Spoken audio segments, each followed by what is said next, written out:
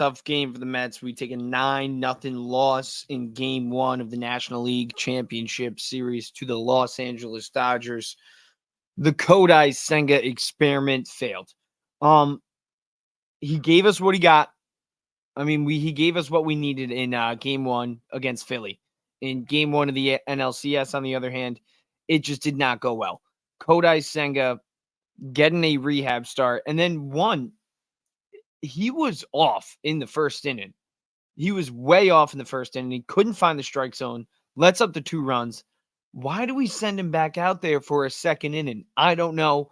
That's definitely something that the Mets got to answer to, specifically Carlos Mendoza. I guess he is the manager of the Mets, and he's done a great job all year. Definitely a candidate for the NL Manager of the Year award, but sending Kodai Senga out there for a second inning after the terrible first inning he gave us was it was definitely a questionable move for sure, at least to say the least.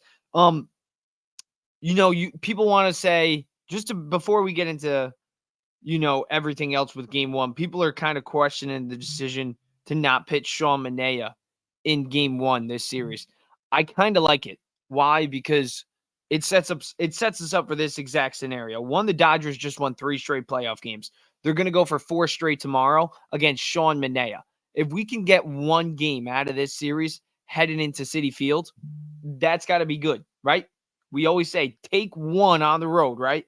Sean Manaea is going to play stopper tomorrow. I'm confident in Sean Manaea. I know a lot of Mets fans are. He's been one of the best pitchers in the second half in the entire MLB.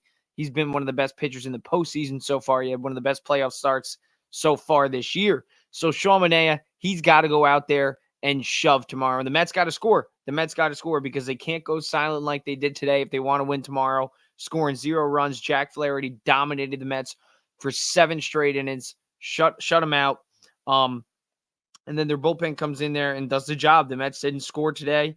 They didn't even get that many hits, only 3 hits today. Jesse Winker had one of them, and then the base running error on him. It really didn't matter at the end of the day, but just a fart on the base paths at the very least. Jose Iglesias got it in the hit column as well, and then Francisco Alvarez. But outside of those 3, nobody hit for the Mets. Francisco Lindor and Pete Alonso both got on with walks, and so did Iglesias. But Jack Flaherty, he controlled the Mets for 7 straight innings, struck out 6, no earned runs, 2 hits allowed. And then Daniel Hudson comes in there, gets an inning of work done, no runs allowed. And then I can't even say his last name. Ben C comes in there, closes out the game for the Dodgers, 9-0 victory. And the Mets are down 1-0 in the NLCS. But like I said before, you just got to get 1. And with Sean Manaea going on the bump tomorrow in Game 2, you got to like your odds. The Dodgers going for 4 straight wins in the playoffs. That's tough to do, especially going up against a guy like Sean Manaea. So you got to be confident. Stay confident, Mets fans. The series isn't over. It's a 7-game series. We still got 6 games to fiddle with. So, it wasn't going to be easy. It wasn't going to be easy for sure. The Dodgers are a great team. They were 98-64 in the regular season. And if you watch the pregame pod today, I said it, you got to watch out for the 3 guys at the top of the order. And the 3 guys at the top of the order, Manaea's got to mow them down tomorrow. Because Ohtani, Betts, and Freeman all produced today. They all scored. Mookie Betts had 3 RBIs tonight. Ohtani had an RBI. Freddie Freeman had an RBI. So between the 3 of them at the top of the order, they drove in 5 runs altogether. Hits-wise, they had 5 hits together. And no home runs out of the 3 of those guys. So they drove in 5 runs, 5 hits collectively, no home runs. And they still win 9-0. So the Mets got to get those guys out. And like I said before on the pregame pod, the Mets don't have a left-hander, especially with Peterson throwing today. Now they really don't. They don't have a guy that they can go into the bullpen with, like a situational left-hander that can just go at these 3 guys. They don't. So the Mets, they need Sean Manaea to go. They need him to go 7, 8 innings tomorrow. Who knows? Mets bullpen did a great job today. We're probably going to see a bullpen game out of the Dodgers tomorrow. Speaking of bullpens. But the Mets bullpen did do a good job today. Reed Garrett, 1 1/3 innings. Only 1 hit allowed. Strikes out 2. No runs allowed. David Peterson, on the other hand, he didn't do too well, but he's not really a reliever. We know that he's a starter. He didn't have his best game. Then again, he's been great all postseason long outside of today. So you got to give him, or you got to cut him a little bit of slack. I think the biggest concern was Kodai Senga going out there in the second inning. I think that's when the game got out of hand. But Danny Young, he gave you an inning and a third, no runs allowed. And then Jose Budo, he kind of struggled, led up 3 runs. So, yeah, not too well from him. But outside of Budo and David Peterson and Senga, really just Reed Garrett and Danny Young, the Mets bullpen did look good. So, those are guys that you got to want to go at it again in this series. But hopefully the bullpen gets a break tomorrow because we need Sean Manaea to play stopper. And I think that's huge. Having Sean Manaea go game 2 just in case we lose this game is huge. Dodgers going for 4 straight wins against a guy like Sean Manaea, who dominated the Philadelphia Phillies lineup, they're a powerhouse lineup, just as good as the Dodgers. So if Manaea can control the top 3 guys in the lineup for the Dodgers, I think that's the key. It was the key today. We didn't do that. That's why the Dodgers won. And our lineup was just straight up silent. Jack Flaherty dominated. He dominated. So when it's a bullpen game tomorrow, we need to take advantage of that. We need to. So Mets need to score early tomorrow. Sean Manaea needs to dominate. That's the key to win game 2. Outside of everybody else, I mean, I would say the offense, you can't even knock the offense, really. I mean, I think it was just the pitching. It was the pitching. Even if the Mets scored 5 runs, they don't win this game.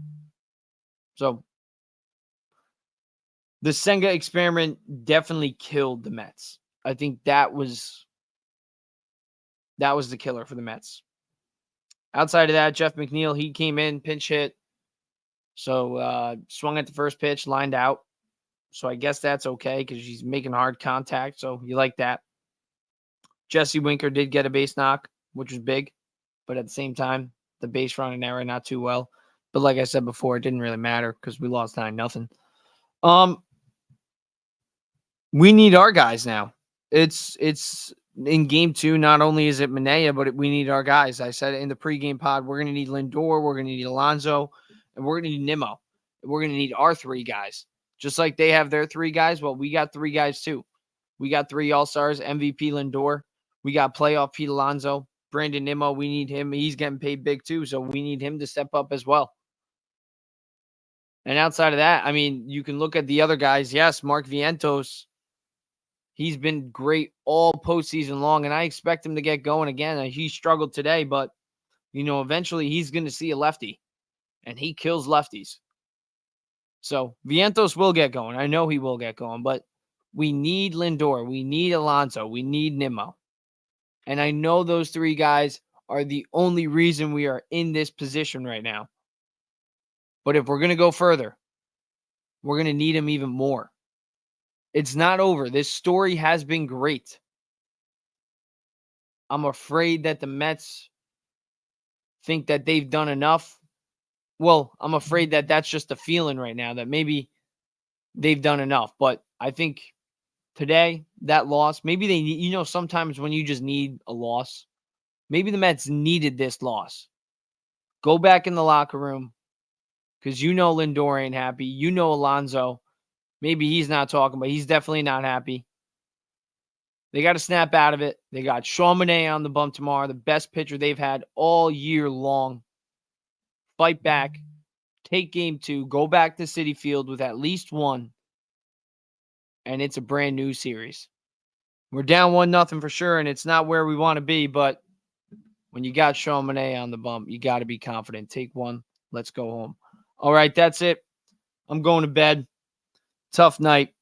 We got Monday Night Football tomorrow, and we also got Yankees, Guardians, Game 1, ALCS, and Mets, Dodgers, Game 2, NLCS. It remains to be seen who the Dodgers are going to roll with.